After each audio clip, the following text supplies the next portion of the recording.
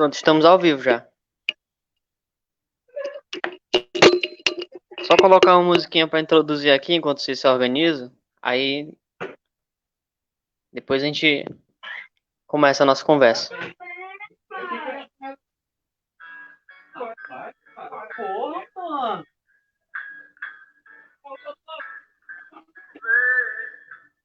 Ai, fim da fila do entender. Esperam que o sentado solidé. E cumpra com a promessa de ter. Quando precisava se eleger.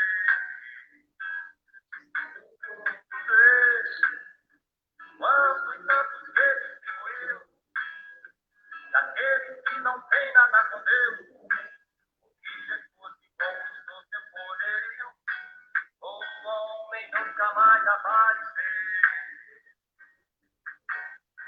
Agora vem traje de Papai Noel, mas vem já avisei a criançada. Quanto a chocolate fala com sabor de mel, cuidado, pode estar envenenada. Eu peço em nome da democracia, pela luz que anuncia, não venda seu país. Esse é total diplomacia, rima com hipocrisia, não se faz o tal de é nosso esse poder legislativo, na mão desse nosso. Muito bem, estamos ao vivo pela página do pessoal de Massapê, com uma live com o professor Nonato Fernandes, sobre o tema Velha Política, como mudar. Nonato Fernandes possui graduação em Filosofia pelo Instituto Teológico Pastoral do Ceará, atual Faculdade Católica de Fortaleza, tem experiência como professor do ensino médio na área de História e Filosofia, com ênfase em Filosofia e História. Graduando em História pela Universidade Estadual Vale do Acaraú, e gentilmente aceitou o nosso convite para participar da live do pessoal com o tema Velha Política, como mudar. Então, Nonato, muito boa noite, seja muito bem-vindo à nossa página. Obrigado por ter aceitado o nosso convite. Boa noite. Tá me ouvindo, Jameli? Tá ótimo, viu? Tô ouvindo sim. Beleza, né? Ótimo. Boa noite. Boa noite, professor Jameli. Boa noite, amigos. A gente está fazendo uma conversa como em outros momentos, né, com amigos. E essa conversa, só para pedir a você para repetir a temática, Jameli, não que é só dar uma ressonância a ela.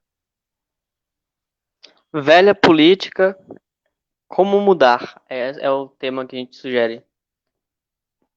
Eu vou dizendo, Jamel, logo para quem está aqui, né, acompanhando, mandar um abraço, boa noite aos amigos, Jardas, a gente está por aqui, o Wellington, o Vitor e aos demais, né, que compõem aqui o pessoal do PSTOL, essa juventude, essa turma aguerrida que está aí injetando sangue novo, vamos dizer assim, um sangue bem renovado, bem forte, né? Muitas plaquetas e muita resistência está aí conversando, dialogando, e aí a gente está hoje tentando fazer isso, né? Dar continuidade a essa dinâmica que vocês estão de parabéns, né? Por fazer. A gente vai dizendo que assim, a gente não tem nenhuma pretensão, vai começar a nossa conversa dizendo que a gente não tem nenhuma pretensão de dar fórmulas, né? A gente refletir. Um filósofo, você colocou aí, a minha formação em filosofia tem me ajudado a pensar algumas coisas, né? E aí a gente acredita na mudança, no devir, como um pensador que as coisas não são estáticas, e o pensamento vai se dando ao longo de anos.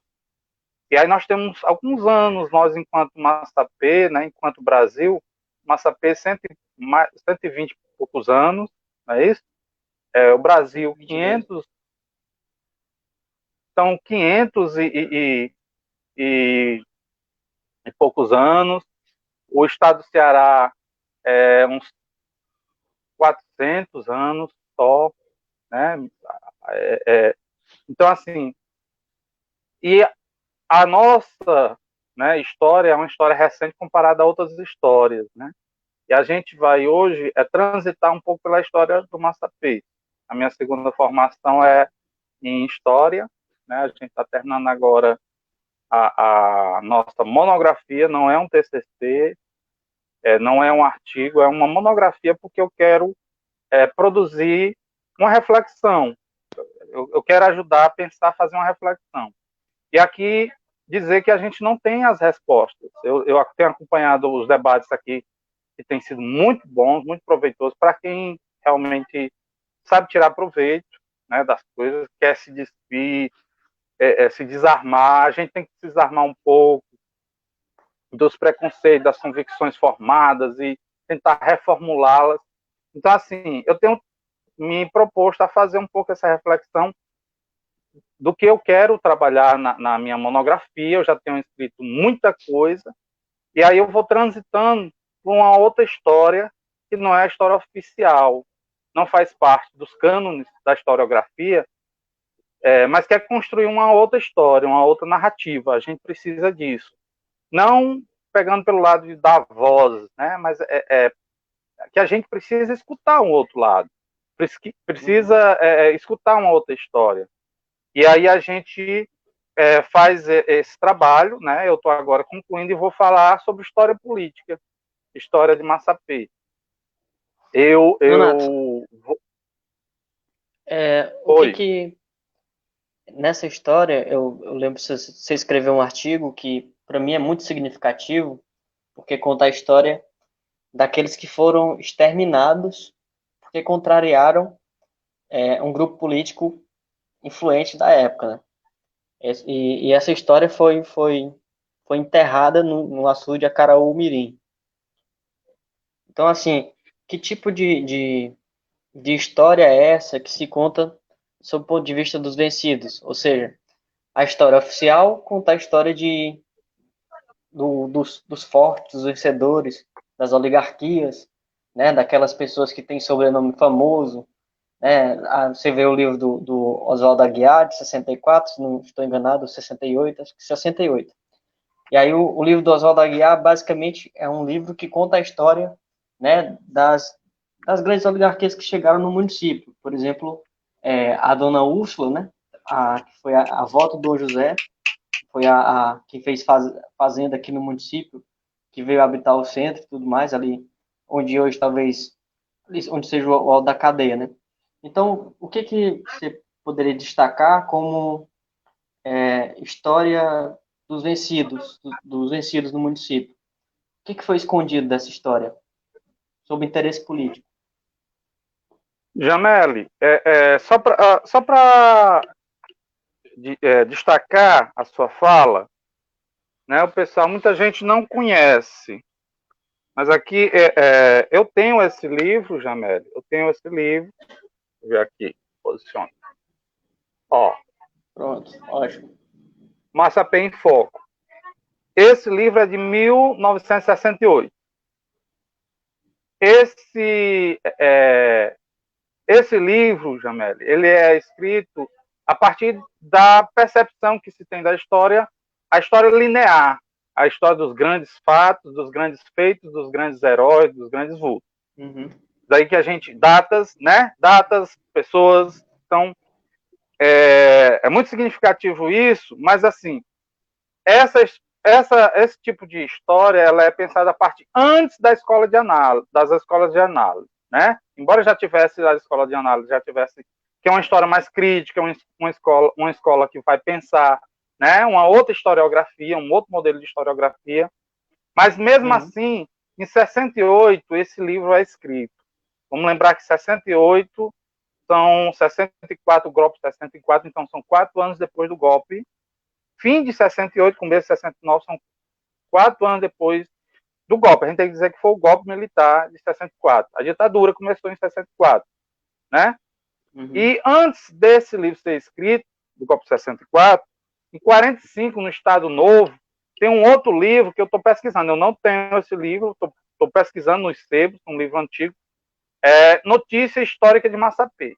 Sabe quem foi que escreveu quem escreveu esses dois livros? Bons, né, do ponto de vista historiográfico. Notícia Histórica de Massapê, em 45, regime de Vargas, né? Vamos pegar isso, esse fato, né? Já tinha passado o golpe de Vargas, já estava na democratização. Mas quem escreveu esse livro foi Osmundo Pontes, doutor Osmundo Pontes. Sobrenome? E quem escreveu o Massapê em Foco, eu tenho aqui em mãos. Quem escreveu o Massapê em Foco? Entendeu o mote da conversa? Uhum. Essa é a história que é escrita em Massapê. Então, basicamente, a nossa história é a história contada sob o ponto de vista das oligarquias. Da lente dos vencedores, das oligarquias. Aí, para falar um pouco isso, Jamé, deixa eu só falar aqui o que é que diz o Massapê em Foco, né? Vai falar, dos primeiros capítulos do Massapê em Foco, vai falar. Eu vou fazer uma citação aqui, um exercício para a gente, né? Vieram, da cidade de Santana, Vilas da Palma, hoje Coreaú, Meruoca, Povoado dos Remédios, São José, e as fazendas próximas, Oticará. Quem é o marco que tem lá no Oticará? Marco dos Arrudas. Aí eu vou passar as outras fazendas.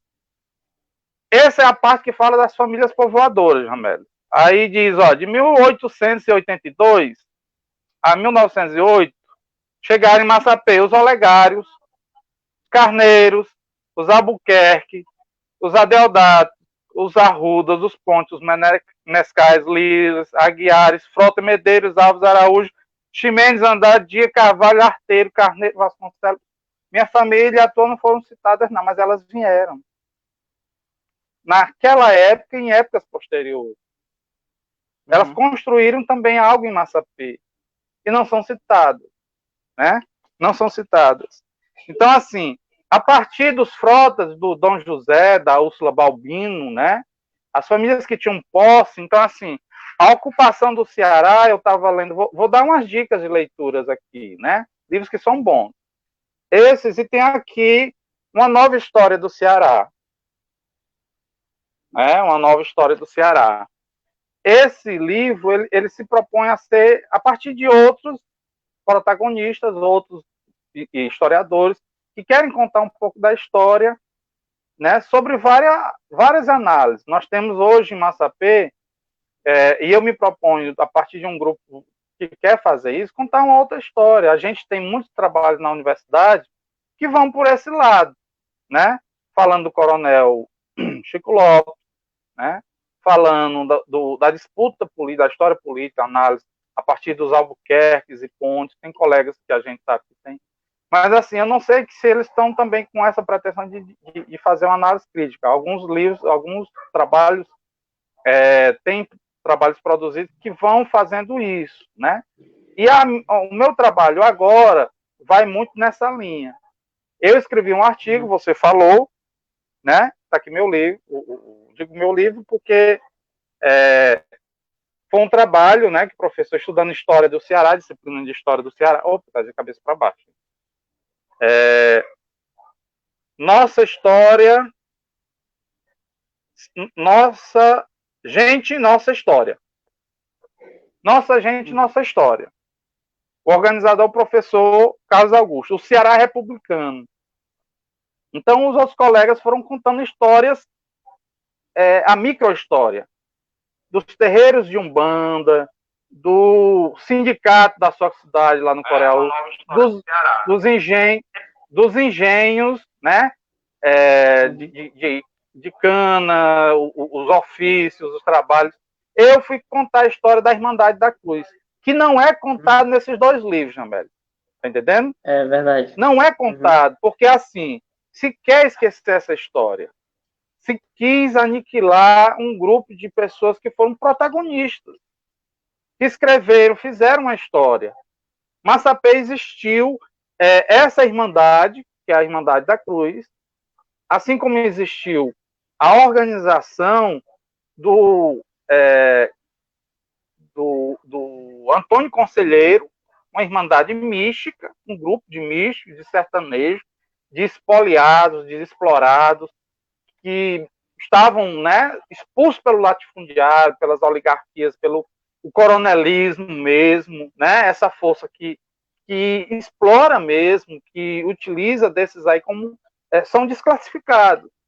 Então, do mesmo jeito que o Conselheiro agregou esse pessoal lá em Belo Monte, né? A gente conhece essa história de Canudos, Belo Monte, lá no sertão da Bahia. O Beato Zé Lourenço também fez isso lá no Crato, né? No caldeirão da Santa Cruz. Um sítio, uma gleba de terra que ele, utilizando técnicas. Então, na época da seca de 32, que é uma coisa que ninguém sabe, a gente fala dos campos de concentração da Alemanha, mas houve o campo de concentração no Brasil, 7 campos de concentração no Brasil, no Ipu, na barragem do Patu, que hoje é senador Pompeu, em Quixeramobim, lá no Buriti, no Crato, Fortaleza, em Jacarecanga, em 2 pontos em Fortaleza, e o de Buriti, que era próximo, né? Enquanto o pessoal estava passando fome, estava morrendo, como lá no Ipu e no Senador Pompeu, muitas crianças... O governo fez os campos de concentração para segregar as populações pobres, os pobres sertanejos, que davam trabalho, os sujos, os caçacos, como se chamava antigamente, né? Que ficavam esperando a assistência do Estado, o desvio de verba e recursos quando vinham as emergências, né? As cestas básicas, eles trabalhavam para fazer as barragens, as estradas, enquanto o pessoal ficou lá no Patu, né, passando fome, comendo aquela farinha amarela empapada, né, morrendo, empanzinado, morrendo de fome, de desinteria, de doenças. Lá no caldeirão, o Beato Zé Lourenço organizou o pessoal a trabalhar de forma adequada, ter a produção, Olha, era uma vida que a gente diz assim, o medo, o comunismo, o medo, né? Na época existia essa mentalidade muito forte, como existe hoje, a gente fala medo, como diz, mas aquele modelo de vida societária, comunitária, né, de produção coletiva, de ninguém tinha o que é seu, né, é igual lá nos Atos dos Apóstolos, né, quando diz, olha, ninguém tinha o que é seu, se dividia, se colocava em comum, olha, comum. Então, aquilo despertou o medo das oligarquias. E o Flório Bartolomeu, que era o deputado, inventou toda uma história para perseguir, aí forças policiais foram usadas, bombardeio até, né, na história depois, né, o Regis Lopes fez uma pesquisa, e outros historiadores, o professor Regis Lopes fez uma pesquisa, fez um trabalho do Caldeirão, que ouviu narrativas de pessoas que contaram essa história. Então, o massacre lá aconteceu. Massapê aconteceu em 1902, Jamed. Né? Houve um massacre, houve uma irmandade igual àquela do Caldeirão de 32 a 36, né? Lá no Crato. Houve aqui em Massapê um grupo de sertanejos, de caçar, que trabalhava na construção do Acaraú-Mirim, de 1900, mas só foi iniciado em 1901. E em 1902 o pessoal estava lá. E naquela estação ali chegava gente de todo lugar pelo trem. E o Damião, que era um dos líderes, foi acolhendo as pessoas, foi recebendo as pessoas, dando abrigo, levando para trabalhar. Eles estavam ali nos barracões, ali onde hoje é a Várzea da Cruz, onde morou minha família. E aí eu soube, né, dessa história, conversando com algumas pessoas aqui em Massapê, não sabiam contar essa história, um detalhe, mas existe documento. Inclusive, eu cito aqui, só para citar uma obra, né, e para ver essa questão aqui, o que é escrito sobre isso. E nenhum desses 2 livros cita, viu, Jamélio? Nenhum desses 2 livros cita. Então, eu fiz uma pesquisa, fui atrás de alguém que lembra da época que existiu o Poço do Damião, onde hoje ainda existe, as cruzinhas, por isso que o nome se chama Várzea da Cruz. Aí, o que é que existe na historiografia sobre essa irmandade, sobre esses desclassificados? Né? Algumas linhas. Eu vou ler aqui. Em 23 de março de 1902, na vila de Massapê, ao sopé da Serra da Meruoca, são presos por uma força de polícia comandada pelo tenente Érico Carapeba, os chefes principais de uma malta de indivíduos conhecidos pelo nome de Irmandade da Cruz, que fora fundada em princípios de 1900 pelo célebre cangaceiros, Campelo, Veado, Furtado e Felipe. Usavam um chapéu de abas largas, tendo ao centro uma cruz preta. Jamel, não citaram nem o Damião, que era do Massapê. Esses outros eram de fora. Viu como é que eles eram chamados? Né? Davam aí os nomes, né, de cangaceiro, malta de malfeitores. Eram desclassificados. E os nomes deles não foram escritos na história do Massapê. Porque em 1902, 1903, desde 1897, existia um predomínio das famílias principais, dessas famílias primeiras que eu falei. Era João Alberto de Aldata, era o prefeito, era na época dos Carneiros. Olegário Carneiro, onde você mora, né? Essas famílias que apagaram essa história, enterraram, assim como lá. Pois é, Nonato, o curioso é que sequer aparece sobrenome, né? É o Damião. Como lá na Bandeira Branca, né? O cara que construiu, ajudou a construir, né, o bairro e tudo mais, Manuel Cara Branca, uma coisa assim. Construiu aquela ponte que hoje não existe mais, mas que era nessa ida aqui pro alto, na avenida, descendo, que aí ia direto para Meroquinha, né?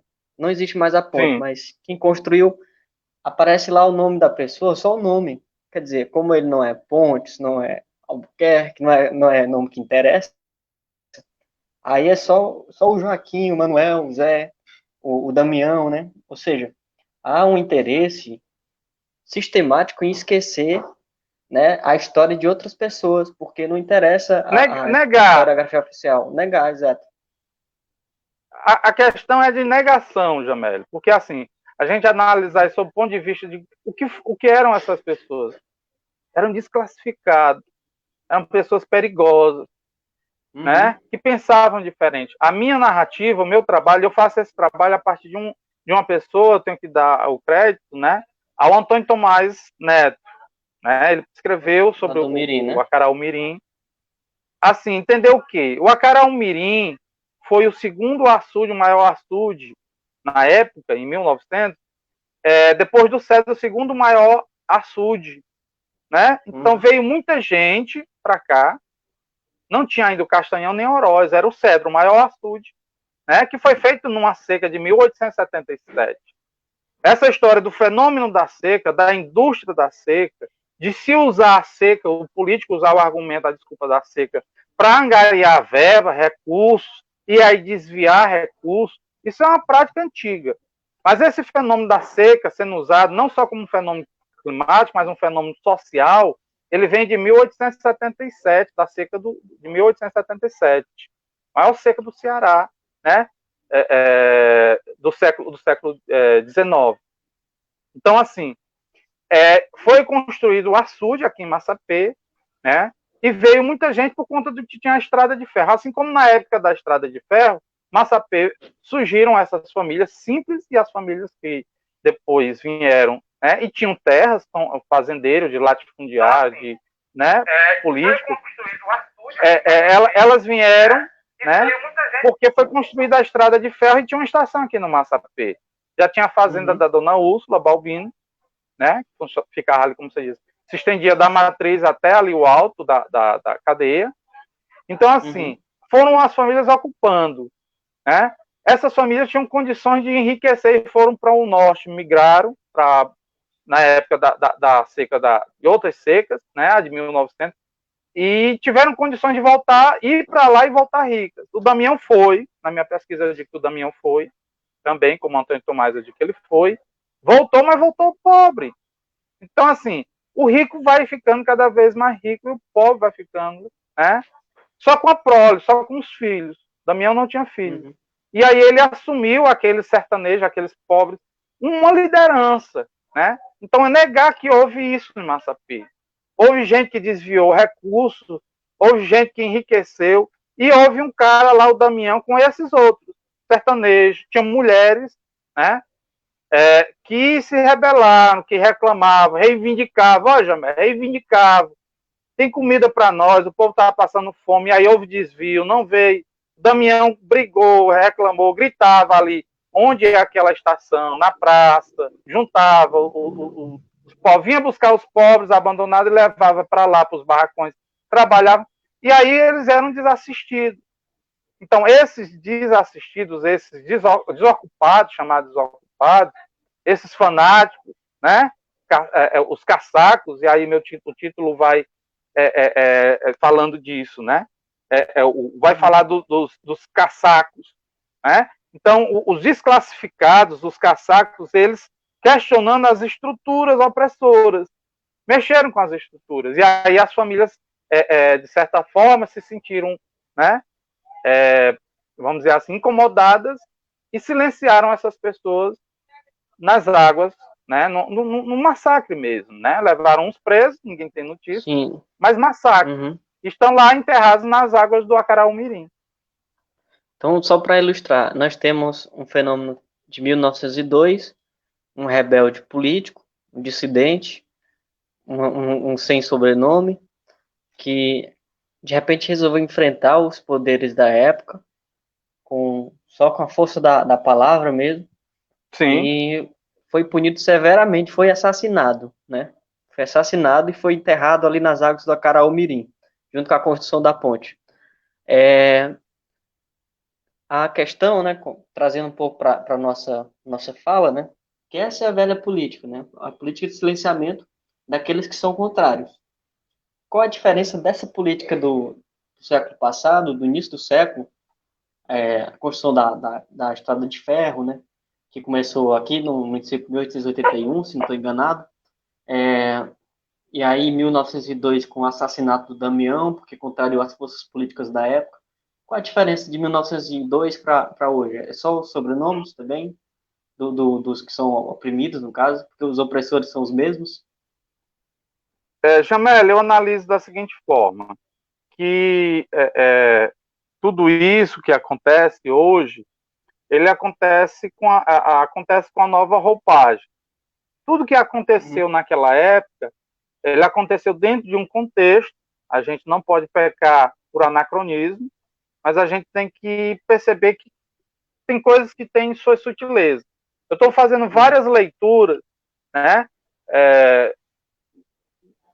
Eu tenho uma leitura de Ailton Farias, que é um historiador muito bom, o professor Raimundo, o professor Reginaldo, o irmão dele, a gente tem umas publicações, né, que vai falar sobre desde a época das famílias Alencar, e aí a gente vai falar no Ceará, as famílias, né, os grupos políticos que se rivalizavam, mudava o liberal que não era liberal, o conservador que depois não era tão conservador em alguns pontos, mas era liberal no outro.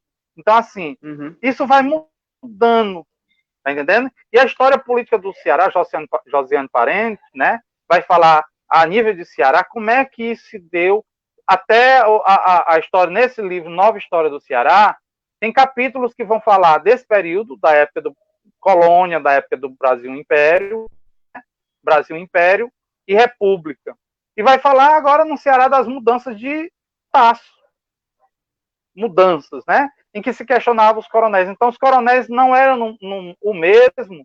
Os coronéis, a história dos coronéis, ele não é o mesmo, por exemplo, da época de 1931, que tinha um coronel, né, da época da Guarda Nacional, não era o mesmo o coronel de 1831, com Feijó, aqui o Zé de Alencar, no Ceará, e não é o mesmo coronel da década de 20, né? E não é o mesmo coronel da década de 60, depois do golpe de 64. E não é o mesmo coronel agora, né? O professor Raimundo fala um pouco neocoronelismo, mas o clientelismo, as práticas clientelistas são as mesmas.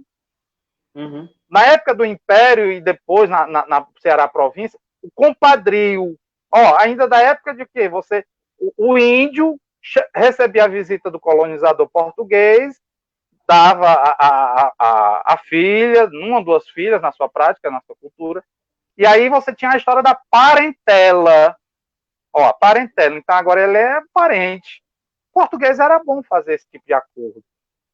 Mas daqui o português tem a mentalidade do coronel que quer se dar bem, dos oligarcas que quer ter poder, ampliar seu espaço de poder, né, o seu território. E depois o compadrio, eu dou ele para ser padrinho, então assim, na época de seca o coronel não vai desamparar a minha família. Eu sou um agregado aqui da fazenda dele. Mas assim, na seca de 1877, quebrou-se essas relações em que os coronéis não puderam mais dar conta disso. Aí vão para a cidade, as pessoas lá vão esperar uma vaga na frente de emergência, né, das frentes de trabalho, e lá no interior, quem é que fica com as frentes, a lista das frentes de emergência?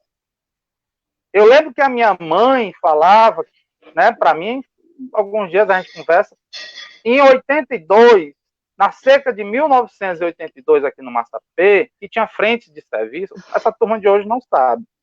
Nós tivemos um governo de 90 e de 2000 que não tinha mais invasões, né, aqui no Massapê. A última que eu lembro que saque foi em 97, Jamel, 1997, ali onde hoje está para terminar aquela obra inacabada, faraônica, eu não sei, mas inacabada do Sindiato. Último saque. O Adalto, né, um grupo de agricultores, liderou o pessoal, era vereador, mesmo não gostando da administração, a gestão foi lá, saqueou, o pessoal estava com fome. Isso era uma prática muito comum. Mas assim como as práticas das frentes de emergência, para construir os açudes, as estradas na terra do patrão. É um paliativo. E elas foram sendo construídas com a lista que vinha, a minha mãe dizia, olha, tinha uma fulana que tinha sobrenome, só para dizer que tinha um sobrenome. A fulana lá dizia que não era para eu trabalhar, mas eu queria trabalhar, eu precisava de trabalhar. Eu lembro da dona Isabel contar essa história, disse, olha, as mulheres não podiam trabalhar na frente de serviço. Queriam dar comida aos filhos. E era pouco que ganhava na frente de emergência. Isso em muitos lugares. Eu escuto em várias regiões, eu já andei em muitos lugares com o trabalho da cisterna de placa, acho que você é conhecedor, eu trabalhei como animador, né, em algumas regiões aqui do Ceará, a gente ouvia isso. Esse povo tem raiva desse governo, que agora é um governo progressista na época, né, na época. Porque ele pensa agora no homem do sertão, ele é um sertanejo que sofreu as agruras da seca, da fome. Porque houve uma época dizendo essas pessoas, né, em que os comerciantes hoje estão com raiva porque a gente não depende deles para muitas coisas, a gente pode trabalhar, tem as frentes de emergência, não. Tem hoje o seguro-safra, garantia safra, em que eles não precisam mais mendigar as frentes de emergência, lá, sujigar. E o comerciante chegar e ele dá o que ele quer. E ele, o comerciante, fazer isso pelo clientelismo que se pratica com as lideranças locais. Então, assim, tem roupagem. Então, você vai para uma prefeitura em que, por exemplo, nós temos aqui em Massapê uma grande parcela das pessoas que trabalham primeiro que a renda da cidade é em função da folha de pagamento da prefeitura e depois as aposentadorias. Aí, depois o setor de comércio. Nós temos o quê? Uma industrialização tardia que chegou lá em Sobral, mas não chegou em Massapê, só na promessa. Só na promessa, né? Eu vou trazer, não traz. Por quê? Porque essas práticas, como a de 82, onde antes, né, eu estava lendo ali um texto do Josiane Parente, até para construir o meu texto, né, meu trabalho, em que existia uma secretaria do Gonzaga Mota que trabalhava a secretaria para cidades, como hoje a gente tem a secretaria da cidade, né? Secretaria do interior, em que ela trabalhava exclusivamente só os contratos que os coronéis davam, Jameli. Davam. Naquela época dava. Então, 70% da folha de pagamento do Estado era para isso, né? Para dar, para pagar o funcionário. Aí dava para o cara amigo. Então, o coronel, o coronel vale Chico Lopes. Pois é, continue. Ó, o coronel Chico Lopes deu muito contrato. Muitos recusaram. Meu pai recusou, por alguma razão.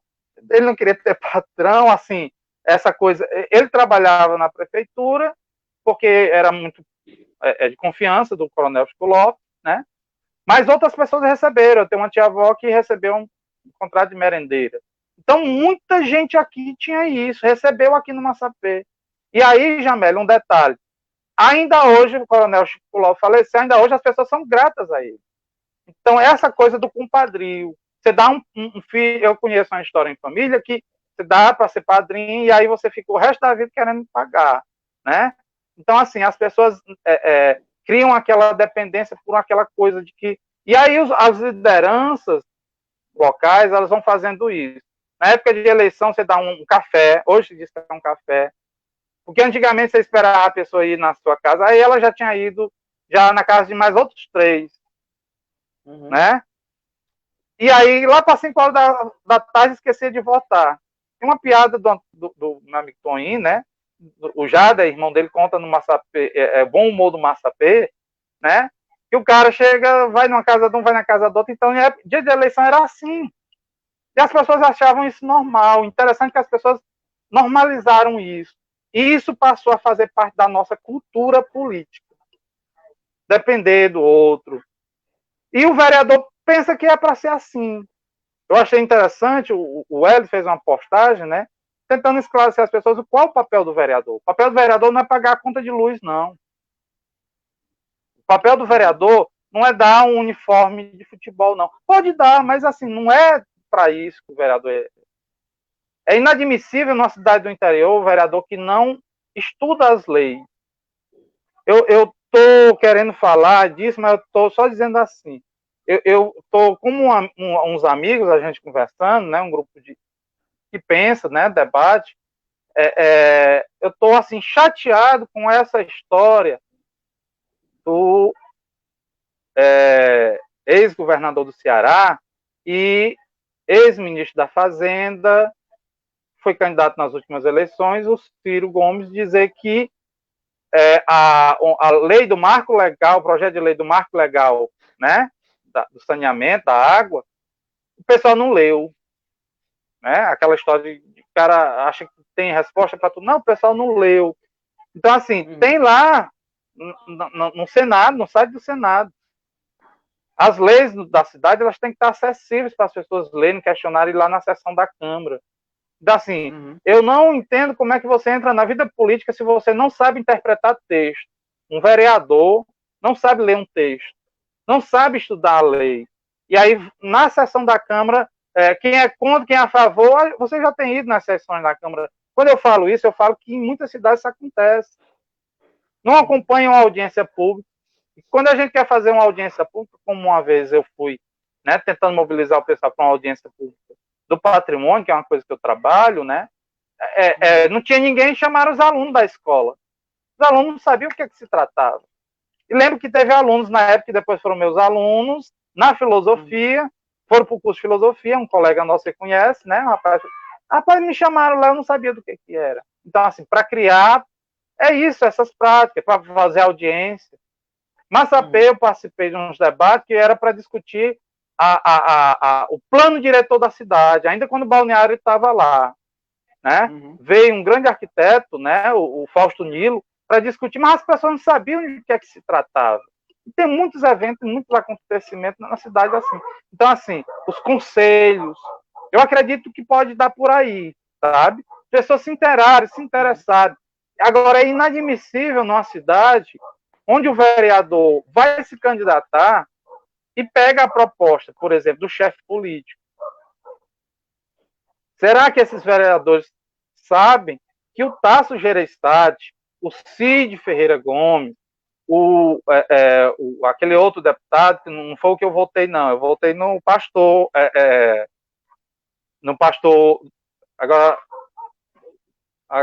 do pessoal, o pastor Simões. Votei no pastor Simões, né? Então, não foi meu senador que votou agora a favor da privatização. Tem que ser, as coisas têm que se dar no nome dela, nos seus devidos lugares, né? Privatização. E depois vem para cá, como tem gente que reclama, que não vai na sessão da Câmara, que não acompanha o mandato do seu vereador, e na época vai para práticas clientelistas. Tipo, eu prefiro que ele me pague meu salário na prefeitura. Eu prefiro que ele me dê alguma coisa antes e depois eu vou cobrar dele. São práticas clientelistas, né? Que ainda estão muito fortes, né? Resistentes aqui na nossa sociedade. Então, se ele depois fizer essa lei, eu vou achar ruim, vou resmungar, vou publicar um bocado de coisa nas redes sociais, mas não acompanho. Eu não cobro. Tem um vereador... Eu tenho acompanhado as discussões que têm causado polêmica agora no município, e dentre elas tem referente às sessões na Câmara, né? Que, por exemplo, as pessoas sequer sabem, eu digo porque eu costumava frequentar as sessões na Câmara, e normalmente ia no máximo, 4, 5 pessoas. E a maioria... Não tá lá, né? Exato. Aí, assim, a questão que se tem, as pessoas não fiscalizam, então escandalizam elas, aqueles políticos que hoje na live eles aparecem com o Massapê inteiro. Aí você vê um lá que não sabe articular uma palavra, você vê o outro que não tá nem aí para discussão, o outro que... Enfim, é uma coisa assim muito esquisita o que acontece no município. Nós discutimos nessa live o seguinte: como é que se pensa? Nós temos velhas práticas políticas, que velhas práticas políticas são essas? É o clientelismo mesmo, o cara que distribui carros, como fez o Coronel Chico Lopes. Você tem carros de herança daquela época ainda, que gente que trabalha até hoje deve ao Chico Lopes. Isso, enfim, tem várias e várias pessoas nessa situação. Então as pessoas pensam o seguinte, que o papel do vereador é distribuir dentaduras, camisa de futebol, R$ 50, pagar conta de água de luz e médio. Então, isso está muito entranhado ainda, porque faz muito pouco tempo essa história. As pessoas pensam que é só isso. Então, só para ilustrar o seguinte, ó, o que nós temos hoje? E por que nós somos tão dependentes desses vereadores ainda, né? Por que a gente fica pedindo dinheiro? O que a gente compra, aceita o dinheiro para votar em vereador? Isso é muito patético, mas a gente faz muito. Por quê, né? Porque nós temos no município o seguinte, Nonato, são 680 cargos efetivos. São 183 cargos comissionados. São 846 temporários. Esses 846 temporários foram os que entraram em grande medida, por causa do clientelismo. Vereador, eu apoiei vereador tal e o vereador vai conseguir uma barganha para mim na prefeitura. Ou seja, nós temos ao todo 1.749 funcionários na prefeitura. A maioria deles depende do prefeito ganhar para ele se manter no trabalho. Por que a gente se mantém nesse clientelismo? Falta emprego, falta condições materiais, falta o mínimo. Como é que você reflete sobre essa questão? Pois é, Jamel, eu tinha dito, né, que assim, como é que ainda dá para conceber que um município como Massapê, grande parte da economia do município ela seja dependente, por exemplo, de prefeitura e só as pensões e aposentadorias rurais. Esse setor é responsável pelo movimento da economia, da mão de obra, vamos dizer assim, das pessoas que se ocupam a trabalhar, elas estão, em grande parte, desempregadas e, em grande parte, dependendo disso.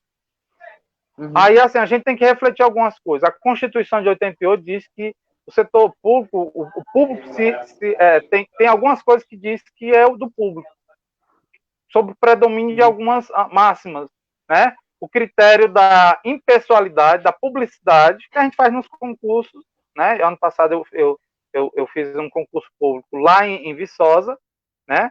o critério da impessoalidade, da publicidade, né? E a gente diz assim, como é que da transparência, e a gente não vê essas coisas aqui.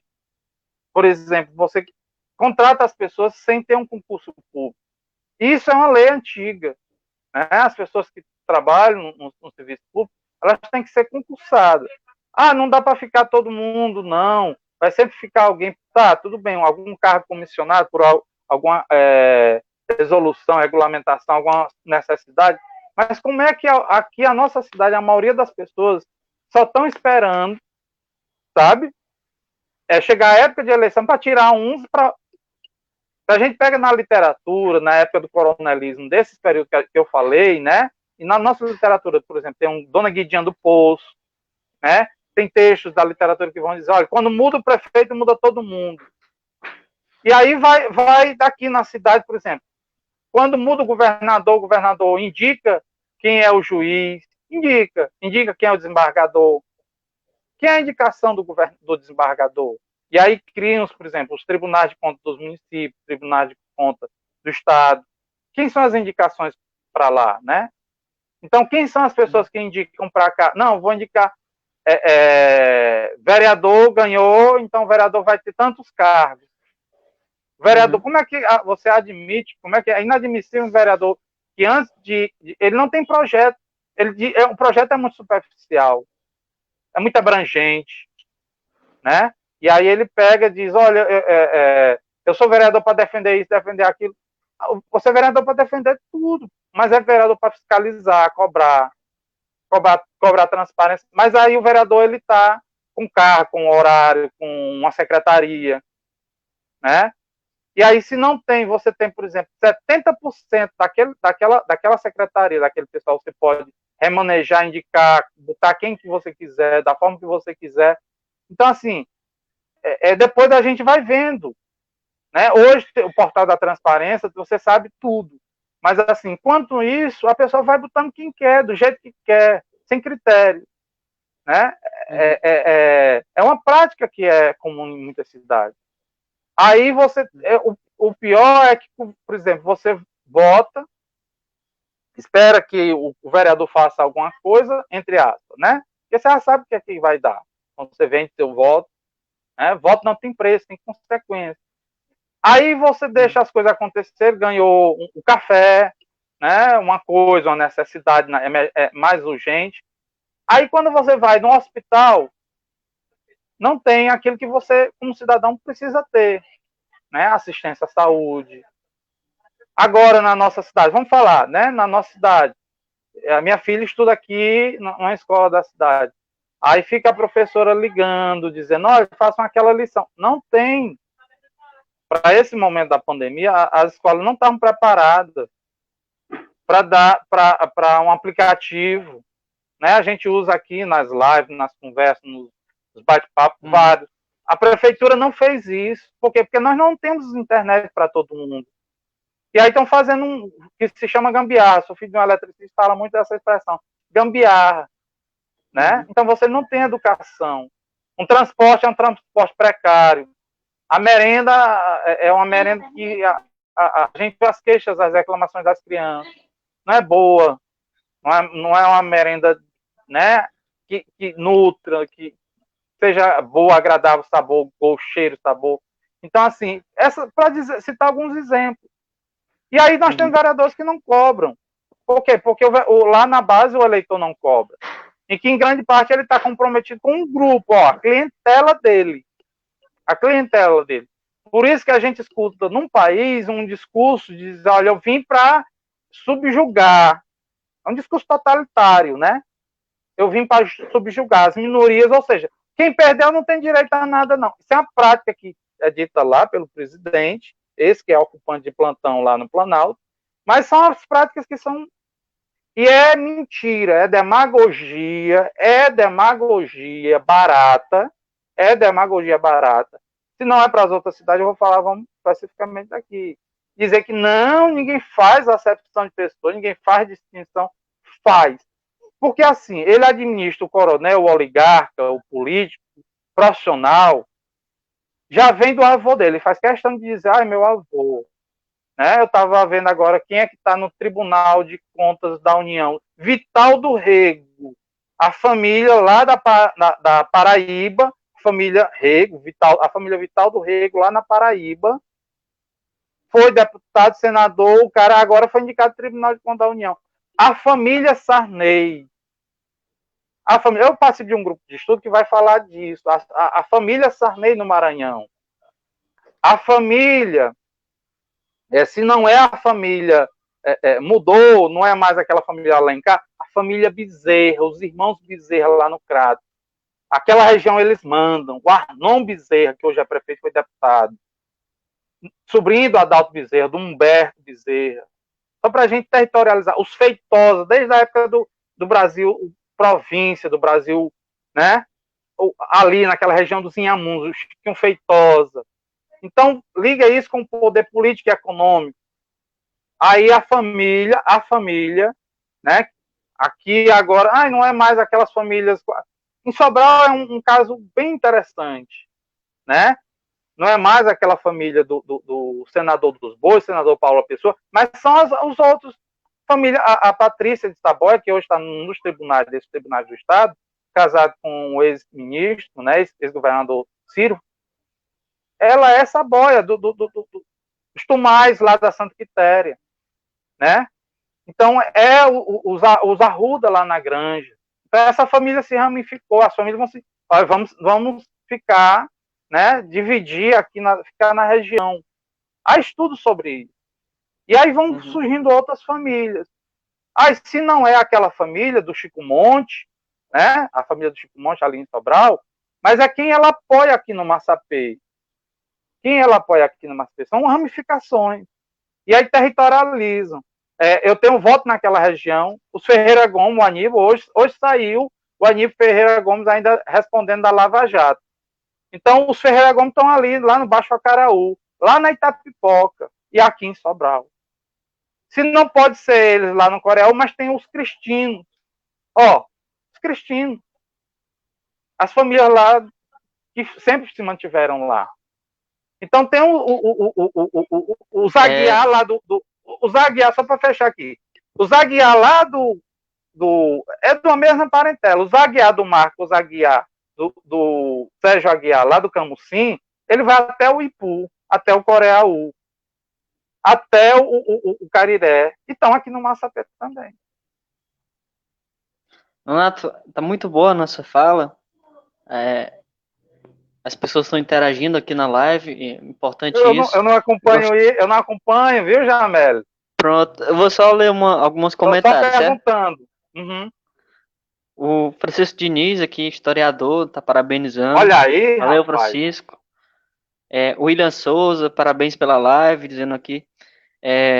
Uma aula sobre o nosso município, William Souza diz. O Wellington Santos, 2 mestres dando aula sobre a história do nosso município. A aula isso aí compete ao nonato, estou só mediando. E deixa eu ver aqui. A Gleiciane dos Santos diz assim: muito necessária essa discussão.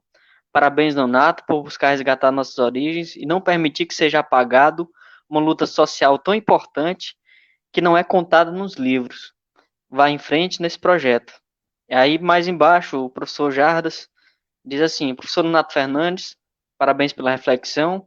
Sua fala enriquece o debate público em nossa cidade. Aí ele faz uma pergunta, eu gostaria que você fosse sucinto para a gente encaminhar para as considerações finais.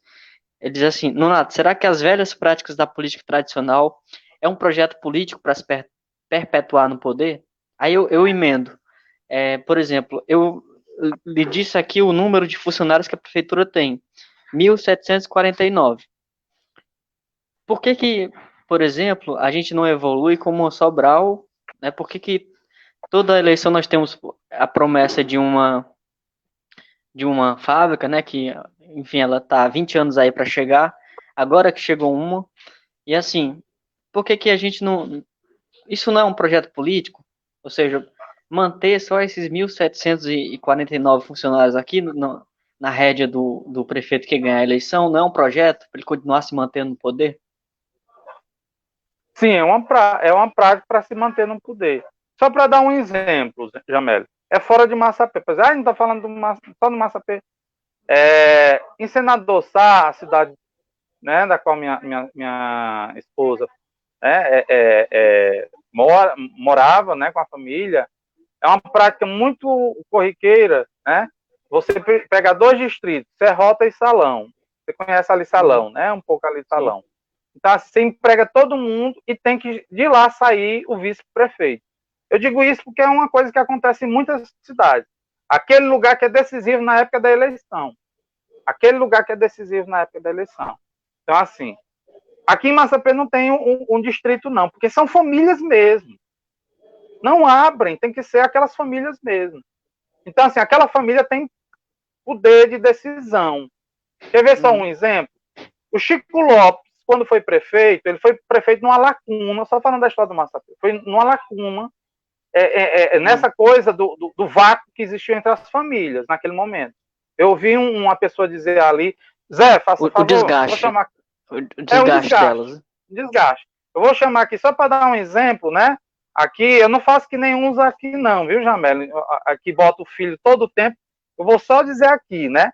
Tá aqui, né? O meu filho, eu tô chamando... Bom, pode ir. Tô fazendo uma brincadeira, né? Eu não preciso disso. A gente não precisa disso. Meu filho segue o que ele quiser, cara. Ele me questiona. Isso é bom, tá dizendo pujadas, né?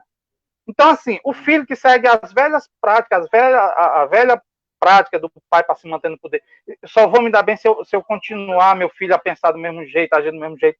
Então, essa coisa, né? Essa coisa aqui, as famílias fazem isso em Massapê. Então, o que é que acontece? Né, eu vi isso dito, né? Assisti aí, a gente está acompanhando. O que é que acontece? O cara disse, as famílias, tal, as famílias são divididas. O Chico Lopes perdeu uma eleição aqui no Massapê, que ele foi prefeito, ganhou, porque não tinha. Aí depois ele apoiou um outro candidato que a família, digamos, Frota, queria. Está num trabalho. E foi de um discurso que foi dito por uma pessoa da época. Olha, ele não quis apoiar o candidato que nós indicamos, nós Frotas. Nós, família Frota. Né? E aí eu vou dizendo, eu tenho muito respeito pelas pessoas da família, tenho uma boa relação com todos lá, né? Assim, foi dito por um patriarca, olha, como ele não apoiou, o Chico Lopes perdeu, e entrou o Miguel Enéas. Mas o Miguel Enéas, no fim, se aliou aos Pontes. Tá certo? Se aliou aos Pontes. E os Albuquerque ficaram chupando o dedo, perderam parte dos Albuquerque. Então, as famílias se dividem. Lembra quando eu falei que os Aguiar estão divididos aí? E se unem quando é conveniente, né? Também. Quando é conveniente. Então, isso acontece. A gente viu na última eleição no Massapê. Historicamente, eu ouvi do 82, eu sou apaixonado por esse período, cara. Por isso que eu vou trabalhar 82. Olha, só para fechar, para falar um pouco. Causa, viu? E eu sou apaixonado por esse período por sua causa, né? Para a história que você conta de alguém de luta. Obrigado. Enfim. Deixa eu só resumir o que é a minha pesquisa, né? Houve um grande movimento puxado pela Igreja Católica, pela Teologia da Libertação, o movimento do Dia do Senhor. Os mais antigos sabem o que é isso, a geração nova precisa saber. O movimento de educação de base, que foi para lá, para as bases, de base, trabalho, formiguinha, né? Todo dia. Então, as SEBs, esses movimentos foram lá refletir a palavra de Deus, trazer a palavra de Deus para a vida, refletir a realidade na época que estava o regime militar oprimindo, e as pessoas estavam questionando isso. Então, as pessoas foram surgindo liderança, e surgiu um nome que estava fora do eixo. O eixo é repetir. Embora eu não fique lá no meu nome, o sobrenome, eu vou indicar quem eu vou estar por trás, porque ele está lá como deputado, como senador da República, ele indica uma pessoa, embora não esteja uma pessoa do nome dele, mas ele indica uma pessoa de confiança. E aí surgiu alguém que estava fora desse eixo aqui, indicado pelos os que tinham poder, os coronéis, os neocoronéis, os que questionavam que eram os coronéis. O professor Raimundo fala disso, né, Jamel? Muda uma oligarquia, aí depois passa a ser oligarquia. Tira uma oligarquia, aí passa a ser oligarquia. Um grupo que se renova. O Chico Lopes era uma renovação naquele momento, mas depois se tornou, né, de certa forma, um coronel. Não de patente, mas um coronel no sentido que tinha essa força, como em outra época tinham os outros coronéis. Então, o que é que acontece? O Chico Lopes perdeu, aí em 82 a turma questionava o sistema dos coronéis, do Chico Lopes, e tinha uma força muito grande. E essas pessoas iam com um nome das bases, nome de peso, como em outro momento do Massapê. Mas naquele momento eu reflito que foi decisivo para a nossa cultura política. As pessoas foram convencidas de que ela não tinha um espaço. Tem aquele do canto das sebes, eu acredito que o mundo será melhor quando o menor que padece acreditar no menor. As pessoas estavam acreditando que elas podiam se organizar. E eu escutei, eu peguei, eu trabalho fontes orais, como não tem muitas fontes documentais, e tem fontes documentais. Reuniões no CETREMA que questionava por que mudou, nós votamos num candidato e agora ele está dando as costas para a gente, que vocês fizeram nós aceitar ele, né? Era isso o mote. Então, peguei, antes da eleição de 82, a gente dizia, nós estávamos organizados, um grupo coeso, e dividiu. A família, que tinha muita força lá na sua região, no Palinhares, Cunha se dividiu. A família se dividiu. Né? Na última hora deixou o outro irmão, porque era conveniente, como você falou, né? E aí tinha um nome de peso, na época o Partido dos Trabalhadores, em 82, na redemocratização, teve em todos os municípios, quase todos os municípios melhor, do Ceará teve candidaturas, e no Massapê não teve. Teve até lá em senador. Né? Mas não teve em Massapê. Por quê? É isso que eu vou estudar. E aí isso fez com que outras pessoas tomassem as rédeas, né? Tomassem as rédeas na época da eleição, mudassem, e aí dinheiro, né? O clientelismo, e oferece vantagens, divide o poder naquele momento, né? Fragmenta. E aí as pessoas se sentem obrigadas a votar por conta disso. E no fundo, pesa a questão do lado de cada um. Aí eu preciso do emprego. E aí é melhor que não venham as fábricas para Massapê. Nós estamos passando um momento agora, por exemplo, quem trabalha lá na Grandene está naquela coisa. E aí, como é que eu vou para Sobral agora se o prefeito de Sobral não me deixa agora entrar em Sobral? Está dizendo que não vai deixar o povo de fora. Ou seja, o cara fez de tudo, aquela família Ferreira Gomes lá em Sobral, fez de tudo para se manter no poder, inclusive trazer uma indústria, né? E daqui do Massapê são mais de, deve ter esse dado mais certo, Jamel, 3.000 pessoas por baixo, né? Que trabalham, só de Massapê, que trabalham lá. Então, assim, esses caras, tanto o Alexandre Grandene, né, depende, né, tem uma relação de dependência, quanto eles também têm com a Grandene, né? Então, assim, trazer uma indústria para Massapê tem um peso, uma força. Então, as pessoas não se sentirão mais tão obrigadas a depender da prefeitura, dos empregos da prefeitura, dos empregos que são arrumados, dos horários que eu vou ficar com um horário num carro, vou ficar com um bico, uma coisa, né? Uma coisa qualquer. Então, esse fenômeno do clientelismo, ele tem uma outra roupagem daquela época para a de hoje, né? Os coronéis ainda têm, no sentido de que não são mais aqueles outros coronéis de antes, mas tem o discurso, né? Eu trouxe isso para a minha cidade, eu trago isso, como se outras pessoas não pudessem fazer isso.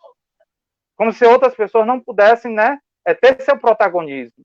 É isso que eu quero falar aqui. Algumas pessoas vão ofuscando por um longo tempo, muito tempo, e aí tem gente que precisa renovar. O discurso político precisa se renovar. E aí vocês têm um grupo que é, né, interessante, porque assim, está fazendo essa reflexão, a gente está fazendo essa reflexão. Né? Eu sou filiado a um partido, historicamente um partido, que teve um trabalho de marginalidade, assim como hoje o PSOL. Não estou falando nenhuma outra parte, estou falando a parte do PSOL, tem que dizer. Como hoje o PSOL tem uma certa, digamos, desclassificados, marginalizados, né? Os excluídos, que a gente pode dizer no âmbito nesse discurso nosso de igreja, os excluídos, né? Os desprestigiados, nós não temos prestígio, nós não temos rádio, nossa família não tem rádio, né? Nós não temos espaço. A gente tem que falar, eu trabalho no meu, esse termo é filosófico, né? Aí, o princípio da isonomia, nós temos que dizer, olha, se foi dado a um, tem que ser dado o direito a outro, de ir na rádio, de expor, mas não é a mesma coisa, porque esses programas, esses radialistas que falam bem ou falam mal nos blogs, são mantidos. A gente sabe disso, né? A gente sabe disso. Então, tem rádio, nós não temos rádio, né? Então, assim, hoje o protagonismo para falar, para questionar, para pensar, para refletir, né, é de uma geração nova. Então, eu sou filiado desde 94, e foi no momento, né, do real, que eu, como jovem, na época, com 15 anos, eu estava me desencanto para a política, achar que política era tudo igual, não existia nenhum político, nenhum partido, nenhum caminho. Estava numa visão sectária, como muitos podem estar hoje, né? Mas aí, como eu estava dizendo para o Jardas, esse menino aqui me questiona, né, muitas coisas, embora a princípio eu não goste, mas assim, a juventude é questionadora. Ela questiona, a primeira coisa, o status quo, o pátrio poder, né? E aí a gente vê que algumas famílias querem dominar o poder, querem se manter no poder, porque acham que é seu, o público é seu, não separaram ainda do público do privado, né? A prefeitura é minha, assim como a fazenda, as minhas fazendas. Então ele vem para cá mais uma fazenda. Ah, as minhas empresas. Então vem para cá, pensa que é mais uma empresa, né? Os meus empregados eu trato bem. Os meus amigos não são tão amigos. Você tá lá do Palinhares, eu aqui nas ruas do Massapê, aqui eu estou na periferia aqui do Massapê, no bairro Nossa Senhora de Fátima, aqui na periferia, né? O Jardas, o Wellington tá lá na outra periferia. Era o rabo da gata, como se chamava antigamente, né, vulgarmente, mas é uma coisa que é para ser estudada.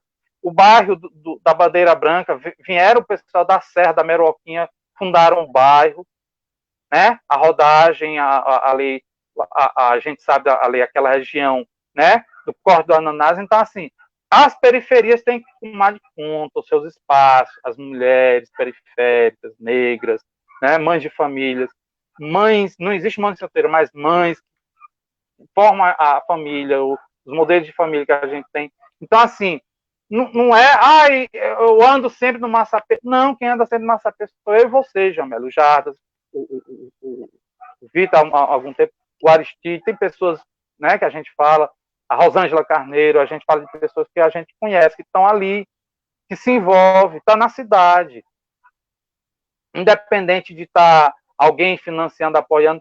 Então, assim, a gente tem que acreditar nisso, né? Gente nova. A gente, tem um filho de vereador e agora outro filho. Eu vou continuar o meu pai. Não é por aí. Porque a gente vai repetindo, a gente só vai tendo um discurso mais sutil, né? Só vai tendo um discurso mais sutil, mas assim, as práticas se repetem.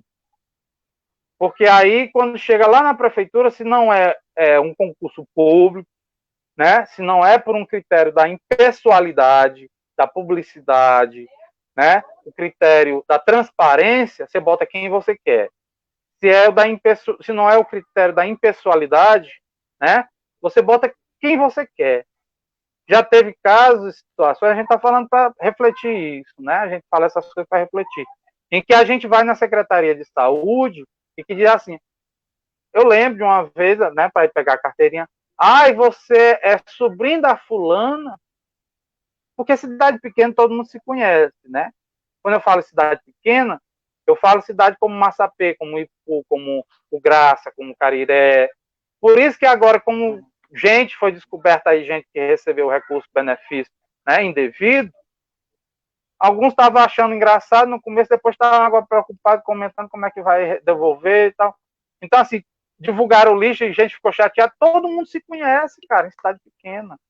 E aí, quando você vai no hospital, as pessoas, não existe essa. Eu recebo todo mundo do mesmo jeito. De um jeito ou de outro, você sabe quem é que é seu aliado, seu adversário. Assim, adversário político. Mas tem gente que às vezes alimenta isso a ferro e a fogo. Em muitas cidades. Há estudos que dizem assim, quem perde a eleição está fora das políticas públicas. Cara, isso é absurdo, isso é inadmissível. Século XXI, cara, com tanta tecnologia, com tanta coisa, ainda acontece esse tipo de prática. Você privilegia um em detrimento de outro, do público. 30 mil habitantes no Massapé, a gente está falando de 30 mil habitantes. Como é que você pode desassistir 35 as 30 mil ser pessoas? específico. 35 mil pessoas, né? 35 mil pessoas. Como é que você pode não permitir que pessoas aqui no bairro Nossa Senhora de Fátima, a 500 metros da minha residência, tenham pessoas morando em casa de taipa, fazendo gambiarra de energia, sem saneamento, vão falar o marco regulatório não, é para privatizar mesmo, é para não pagar a água da Coca-Cola, para não pagar a água da Indaiá, tá entendendo? E fazer o Castanhão, não, o Castanhão é para o Porto do Pecém, a siderúrgica do Pecém, é para abastecer Fortaleza, mas na lei a prioridade é essa, mas assim, a gente vê que lá é para o Porto do Pecém, Complexo Siderúrgico do Pecém, para as empresas, a água é para privatizar mesmo. A gente tá muito boa a discussão, tá excelente. Eu gostaria de lhe convidar para outra live, noutra ocasião, para a gente continuar esse tema, né? Porque é muito importante. A página do pessoal de Massapê vai manter essa discussão, independente das eleições, até o próximo ano. Essas lives vão se manter. Então, assim, em uma outra ocasião, gostaria de lhe convidar novamente para participar. Foi bem participativo aqui no chat, as pessoas perguntaram. Eu não Parabenizaram vejo daqui, Jamelo. Pois é, tá. Enfim, e assim, mas depois a gente vê, né? Depois dá para ver. Certo. Aí você pode responder lá na página. Uhum. Então a gente vai encaminhando, vai fechando a discussão por hoje, mas a gente caminha para outro dia. Nós já passamos 12 minutos do tempo estipulado, mas é isso, eu agradeço profundamente a sua contribuição, a sua fala muito lúcida, enriquece demais o debate, principalmente alguém que tem propriedade para falar, né? Você que estuda a história do município e estuda a história dos vencidos, ou seja, aqueles que não estão no livro da história oficial, aqueles que estão enterrados no açude Acaraú, e outros, isso é uma metáfora, né? Há outros enterrados lá, mas não necessariamente enterrados, mas esses que a história esquece, a história oficial. Então, Nonato, agradeço a você e agradeço ao pessoal que participou conosco na live. Teremos outras ocasiões para discutir. Muito obrigado. Jamel, agradecer a você, ao pessoal, né, por essa oportunidade. Só para falar, para atiçar assim, o pessoal, deixar um tempero para outra conversa, nós também, falando da época de pandemia, nós também temos pessoas que foram esquecidas, que estão enterradas no primeiro cemitério lá do Massapê, né, o São José, é uma outra pesquisa que eu faço participo de outro grupo de estudos cemiteriais, que foram as vítimas da epidemia da febre amarela e da febre da gripe espanhola, né? Esse espaço hoje não era ocupado, está sendo ocupado, enterrado lá, foram enterrados lá no cemitério, e que hoje estão sendo, por essas oligarquias, por outras pessoas que podem comprar túmulo, né? Estão sendo apagados. Então, assim, a gente quer que as pessoas tenham seu protagonismo. Eu acho, parabenizo a vocês por essa oportunidade de vocês darem essa fala para a gente e terem essa fala e fazerem esse debate, né? Se proporem a fazer esse debate que é pertinente, que é importante, né? Essa história que precisa ser ouvida, essas propostas que precisam ser levantadas. Certo, Jamel? Um abraço, obrigado. Bem, Nonato. Tudo de bom. Até mais, pessoal. Para você. Até a próxima live. É. Valeu. Obrigado.